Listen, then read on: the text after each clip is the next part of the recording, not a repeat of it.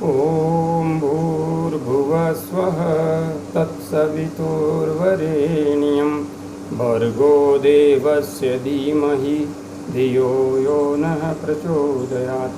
उस प्राण स्वरूप, दुखनाशक, सुख स्वरूप, श्रेष्ठ, तेजस्वी, पापनाशक देवस्वरूप परमात्मा को हम अपनी अंतरात्मा में धारण करें। वह परमात्मा हमारी बुद्धि को सतमार्ग की ओर प्रेरित करे। साधक भाइयों बहनों, जय श्री राम, जय गुरुदेव, जय माँ आदिशक्ति। कैसे बनेगा भारत विश्व गुरु? भाइयों बहनों, आज यह महत्वपूर्ण प्रश्न मैं आप सबके बीच में लेकर आया हूँ। हम सब यह बात करते हैं और हमारे बड़े बड़े कथावाचक ज्ञानी महात्मा जन यह कहते हैं कि भारत विश्व गुरु बनेगा। प्राचीन समय में भारत विश्व गुरु था और फिर से विश्व गुरु बनेगा, किंतु आज मैं यह प्रश्न आप सबसे करना चाहता हूँ, आप सबके बीच में उठाना चाहता हूँ। क्या आप सबको लगता है कि भारत विश्व गुरु बनेगा? और यदि लगता है तो कैसे लगता है? क्या आप स्पष्ट कर सकते हैं? ऐसा कौन सा कार्य है जो हमारे इस देश में, हमारे इस धर्म में हो रहा है, जिससे कि हम अपने आप को विश्व गुरु की पदवी पर प्रतिष्ठित होने की कामना कर रहे हैं? यदि ईमानदारी से, सच्चाई से इस प्रश्न का हम सामना करें तो उत्तर आएगा कि भारतवर्ष के अंदर धर्म के नाम पर ऐसा कोई भी कार्य नहीं हो रहा है जिससे यह साबित हो सके कि आने वाले समय में भारत विश्व गुरु के रूप में उभर कर सामने आएगा। यह निश्चित है, वैदिक सत्य सनातन धर्म का ज्ञान संपूर्ण विश्व में प्रचारित एवं प्रसारित हो रहा है और इस ज्ञान को प्रचारित एवं प्रसारित करने में यहाँ के धर्म ध्वज वाहकों का जितना स्थान है उससे कहीं गुना अधिक उस ज्ञान का महत्व जिम्मेदार है। आज धर्म के कार्यों की वजह से सनातन धर्म का ज्ञान विश्व पटल पर अपनी प्रतिष्ठा नहीं बना रहा है, बल्कि संपूर्ण विश्व को उस ज्ञान की आवश्यकता महसूस हो रही है। इस वजह से संपूर्ण विश्व भारत की ओर देख रहा है, सनातन धर्म की ओर देख रहा है, वेद उपनिषद षड दर्शन की ओर देख रहा है। किंतु हमारे देश में क्या हो रहा है? आज संपूर्ण विश्व में योग की क्रांति आई हुई है। संपूर्ण विश्व योग का महत्व समझने लगा है। संपूर्ण विश्व विज्ञान ने भी यह साबित कर दिया है कि यज्ञ के द्वारा पर्यावरण को शुद्ध किया जा सकता है। यज्ञ के धूम्र से वायरस को समाप्त किया जा सकता है।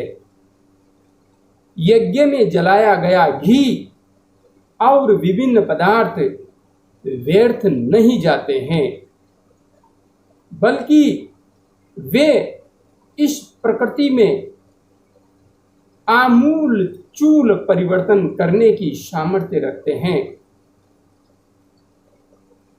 वैज्ञानिक अनुसंधानों से यह बात साबित हो चुकी है।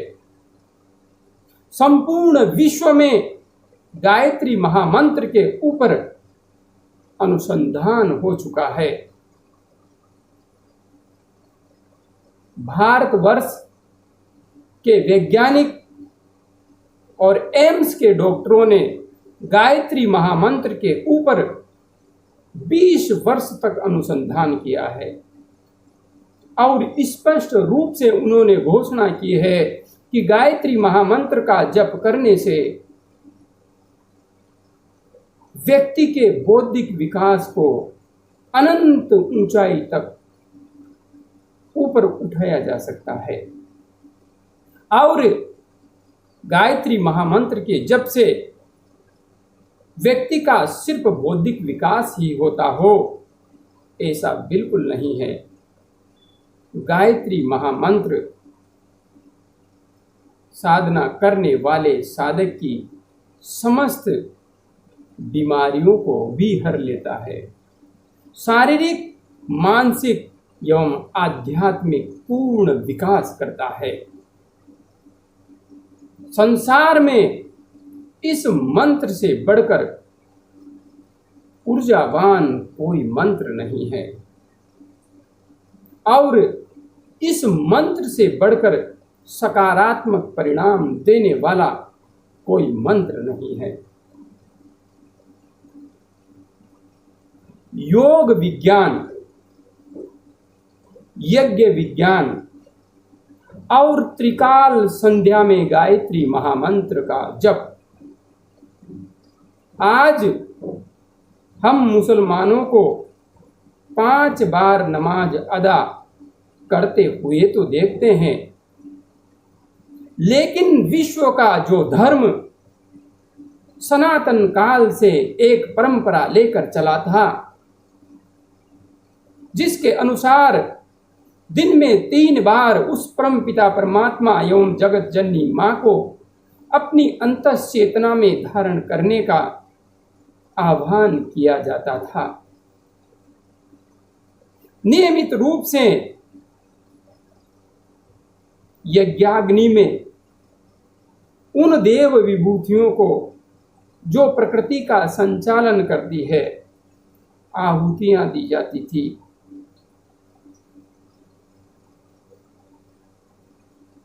और प्रातःकाल जल्दी उठकर योगाभ्यास, 8 अंगों से युक्त योगाभ्यास किया जाता था। गुरुकुल में शिष्यों को गुरुदेव के द्वारा छात्र छात्राओं को वेदों का ज्ञान तो दिया ही जाता था, भौतिक जगत से लेकर के आध्यात्मिक जगत तक का ज्ञान तो दिया ही जाता था, किंतु संपूर्ण अस्त्र शस्त्र में भी पारंगत किया जाता था। जरूरत पड़ने पर अस्त्र शस्त्र उठाकर युद्ध कर सकें, अपने अस्तित्व की लड़ाई लड़ सकें, इसके लिए प्रत्येक छात्र को, प्रत्येक शिष्य को तैयार किया जाता था। किंतु क्या आज हम ऐसा कर रहे हैं? कौन सा ऐसा कार्य है जो हम कर रहे हैं और उसके आधार पर हम कह सकें कि नहीं, हम आने वाले समय में विश्व गुरु कहलाएंगे?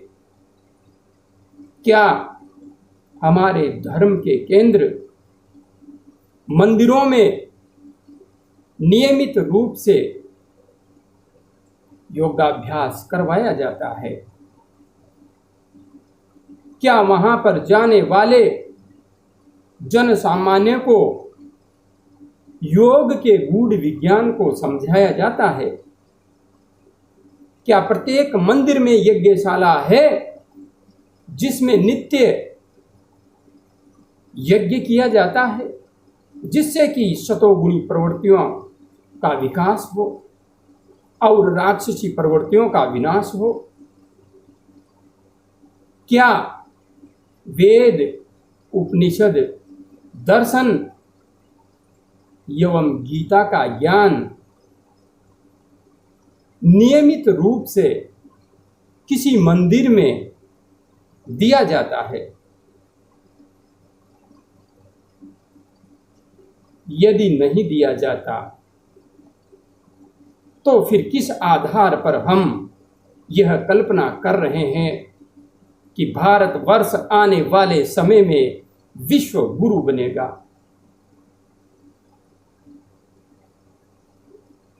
विश्व गुरु क्या मंदिर बनाने से बनते हैं? क्या पत्थर की मूर्तियों के आगे सर पटकने से विश्व गुरु बनते हैं? भाइयों बहनों, सच्चाई अत्यंत कड़वी है। जब तक आप उस परम पिता परमात्मा की दिव्य ऊर्जा को, दिव्य चेतना को इंसानों के अंदर प्रतिष्ठापित नहीं करेंगे, उतारेंगे नहीं, सोई हुई आत्माओं को जागृत नहीं करेंगे, तब तक भारतवर्ष कभी भी विश्व गुरु नहीं बन सकता। आज जब हम मस्जिदों की तरफ देखते हैं तो मस्जिदों में मुस्लिम अनुयायी क्या लेने जाते हैं? वहां पर वे नमाज अदा करने जाते हैं और नमाज अदा करने जाने वाले लोगों को वहां पर नमाज कैसे अदा की जाती है यह सिखाने वाले हाफिज, मौलवी, अनुभवी व्यक्ति उपस्थित रहते हैं।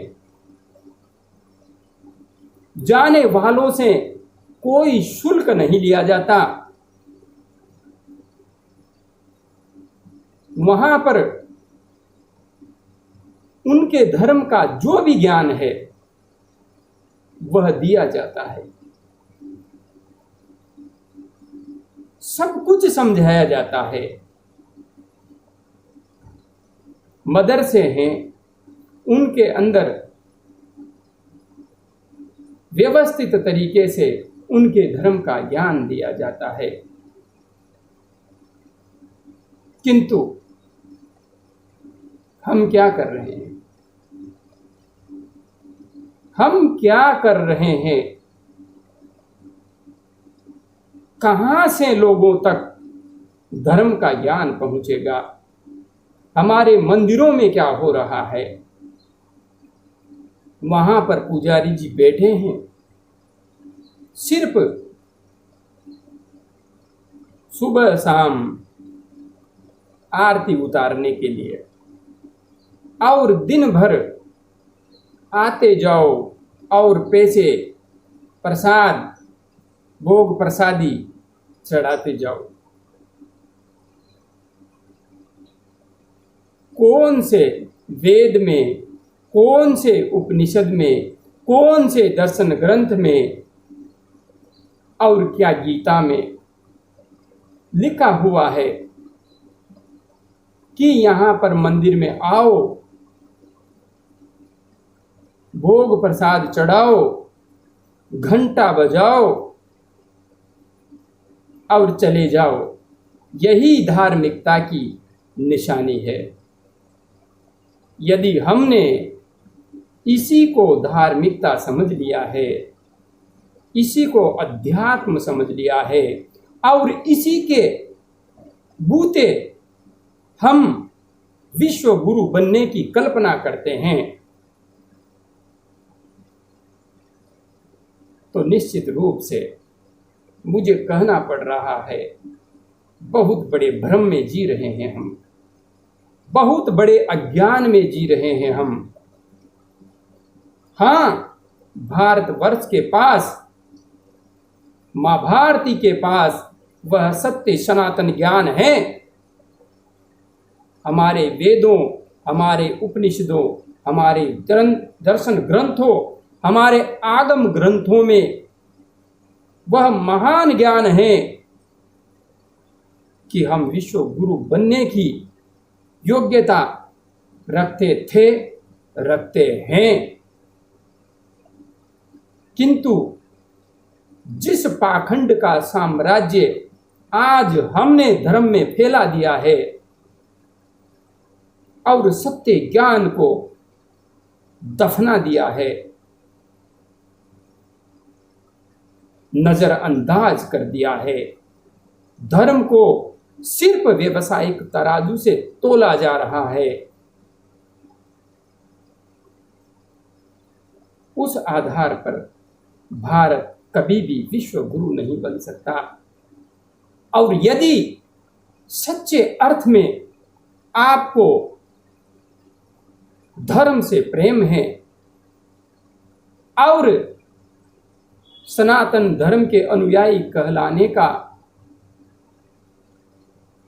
अपनी आत्मा में थोड़ा सा भी गौरव अनुभव होता है, तो स्वार्थ परायणता से ऊपर उठकर एक बार अपनी आत्मा से पूछिए, क्या जो हम कर रहे हैं वह सही है? क्या हम धर्म अनुयायियों को सत्य का ज्ञान दे रहे हैं? क्या हम धर्म अनुयायियों को सत्य से दूर नहीं लेकर जा रहे हैं? मोक्ष के नाम पर क्या हम कथा सुनाकर मोक्ष प्राप्ति का झांसा देकर लोगों को मूर्ख नहीं बना रहे हैं? मोक्ष शब्द का वास्तविक अर्थ क्या होता है और मोक्ष कैसे घटित होता है, कैसे चरितार्थ होता है, क्या हम ईमानदारी से धर्म अनुयायियों को यह शब्द समझाते हैं? हमने सिर्फ भीड़ जुटाने का तंत्र इकट्ठा कर लिया है। हमें धर्म से और धर्म के अस्तित्व से कोई लेना देना नहीं है। हमें सिर्फ और सिर्फ हमारे व्यवसाय से लेना देना है। यदि हमारा दृष्टिकोण, हमारी सोच सिर्फ व्यवसाय चलाने की बनी रहेगी तो हम विश्व गुरु तो क्या, जितने पतन के गर्त में अभी गिरे हैं उससे भी अधिक नीचे गिरने वाले हैं। अभी भी समय है, अभी भी समय है। सुधर जाओ, जाग जाओ, उठ जाओ। धर्म के अंदर जहां पर जिसकी जैसे भी रोजी रोटी चल रही है वह तो चलती रहेगी। ऐसा नहीं है कि हम हमारी पद्धति को ठीक कर लेंगे तो सबका रोजगार छिन जाएगा। नहीं होगा, यह बिल्कुल भी नहीं होगा।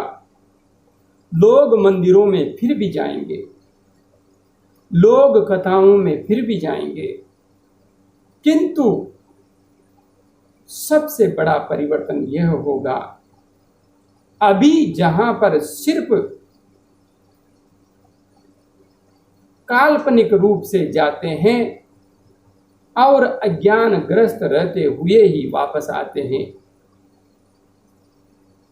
बाद में मंदिर में जाएंगे तो सही, किंतु भगवान के दर्शन करने के साथ दिव्य ज्ञान का प्रसाद भी लेकर आएंगे। मंदिर से योग का विज्ञान सीख कर भी आएंगे। त्रिकाल संध्या कैसे की जाती है और उससे क्या होता है, जीवन कैसे बदलता है, यह रहस्य समझकर भी आएंगे। यज्ञ का धूम्र जब प्रत्येक मंदिर से उठने लगेगा तो उस गांव का, उस मोहल्ले का, उस शहर का, उस कस्बे का पूरा वातावरण ही पवित्र हो जाएगा। यह देवभूमि है। इस देवभूमि में देवताओं को प्रसन्न करने वाले कार्य होने चाहिए। हम भटक गए हैं, हम अपने मूल्यों से नीचे गिर गए हैं। यदि ऐसा नहीं होता तो यकीन मान के चलिए, सनातन धर्म को नीचे गिराने की शक्ति इस संसार में किसी की नहीं है, क्योंकि सनातन धर्म की ताकत को जब वास्तविक रूप में महसूस किया जाता है, वह ताकत तो वह है जो इंसानों को तो छोड़ो, देवताओं को भी वशीभूत कर लेती है। इसलिए मेरे भाइयों बहनों और धर्म ध्वज वाहकों, ज्ञानी पंडित जनों, ज्ञानी कथावाचकों और ज्ञानी गुरुजनों, ज्ञानी शंकराचार्यों, आप सबसे धर्म का यह छोटा सा सेवक निवेदन कर रहा है, प्रार्थना कर रहा है कि यदि आप इस धर्म को वापस पुनर्जीवित करना चाहते हैं तो जात पात के आधार पर इस भेदभाव पूर्ण मानसिकता को त्याग कर जन जन तक धर्म के वास्तविक ज्ञान को पहुंचाने का बीड़ा उठाइए। भारतवर्ष ही नहीं बल्कि संपूर्ण विश्व में योग विज्ञान का, सनातन धर्म के तत्वावधान में, भारतवर्ष के तत्वावधान में प्रचार प्रसार कीजिए। संपूर्ण विश्व में यज्ञ का अनुष्ठान करवाइए। संपूर्ण विश्व में वेद, उपनिषद, दर्शन ग्रंथ और गीता का ज्ञान फैलाइए। सिर्फ जगह जगह इन कथाओं का आयोजन कर देने से सत्य सनातन धर्म का ज्ञान जन जन तक नहीं पहुंचेगा। बहुत कुछ है जिसे हम छिपा लेते हैं और बहुत कुछ है जो नहीं बताया जाना चाहिए किंतु फिर भी बताते हैं। यदि हमने उपनिषदों का ज्ञान जन जन तक पहुंचाना शुरू कर दिया। जिस दिन यह कार्य प्रारंभ हो जाएगा, जिस दिन प्रत्येक मंदिर में यज्ञशाला का निर्माण हो जाएगा और जिस दिन प्रत्येक मंदिर में प्रत्येक व्यक्ति को योग सीखने के लिए आमंत्रित किया जाएगा और योग का अर्थ सिर्फ आसन प्राणायाम ही नहीं होगा, योग का वास्तविक दर्शन धारणा ध्यान से शुरू होता है और समाधि में जाकर लीन हो जाता है। यह समझाने वाले ज्ञानी गुरुजन, ज्ञानी संतजन प्रत्येक मंदिर में उपस्थित होंगे। उस दिन निश्चित रूप से मैं कह सकूंगा कि हाँ, मेरा भारतवर्ष विश्व गुरु बनने की ओर अग्रसर हो चुका है। किंतु यदि हम किसी नदी में स्नान करके, किसी कुंड में स्नान करके, किसी कथा में जाकर ही मोक्ष प्राप्त करने का ज्ञान दे रहे हैं, तो अच्छी तरह से समझ लीजिए, अच्छी तरह से हम सत्य की राह नहीं दिखा रहे हैं, हम भटका रहे हैं, बरगला रहे हैं, ज्ञान का नहीं अज्ञान का मार्ग दिखा रहे हैं। बस यदि इसमें कुछ सुधार कर लेते हैं तो निश्चित रूप से हम विश्व गुरु बनेंगे, इसमें कोई दो राय नहीं है। किंतु यदि हम ऐसा नहीं कर सके तो यह सपना सिर्फ सपना रहेगा, कल्पना रहेगा, हमेशा कल्पना ही रहेगा। जय गुरुदेव, जय मां आदिशक्ति, सत्यमेव जयते।